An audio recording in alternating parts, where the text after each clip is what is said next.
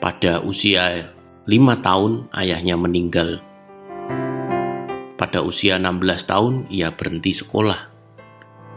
Pada usia 17 tahun dia kehilangan pekerjaan.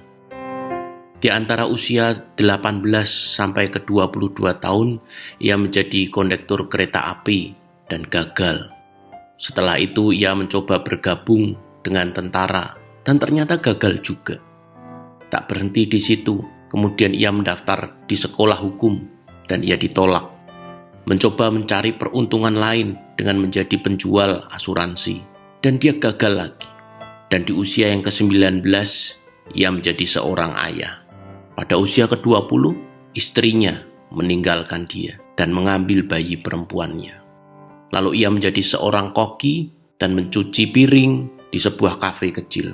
Dia gagal juga dalam upaya untuk menculik putrinya sendiri, yang akhirnya dia meyakinkan istrinya untuk bisa kembali kepadanya.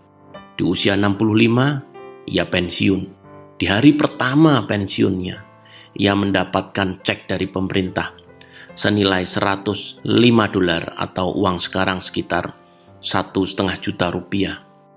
Dengan cek $105 itu, ia merasa bahwa pemerintah tidak dapat mencukupi akan kebutuhan hidupnya.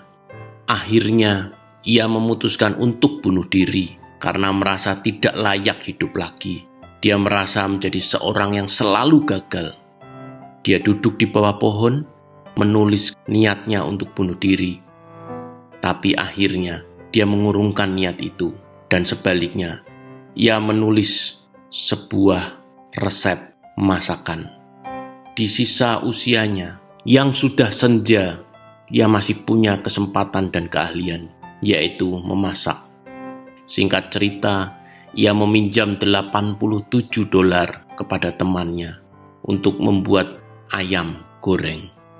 Lalu ia berjualan dari pintu ke pintu dan awalnya ia ditolak lebih dari 1000 kali dan akhirnya ada satu rumah yang mau membeli masakannya. Ingat, di usia 65 ia sudah menyiapkan niat untuk bunuh diri. Tetapi di usia 88 tahun, Kolonel Sanders menjadi pendiri KFC. Ia menjadi bilioner dari usaha KFC-nya. Moral dari cerita ini adalah tidak ada kata terlambat untuk memulai sebuah awal. Yang paling penting dari semua itu adalah tentang mindset. Seberat apapun masalahnya, jangan pernah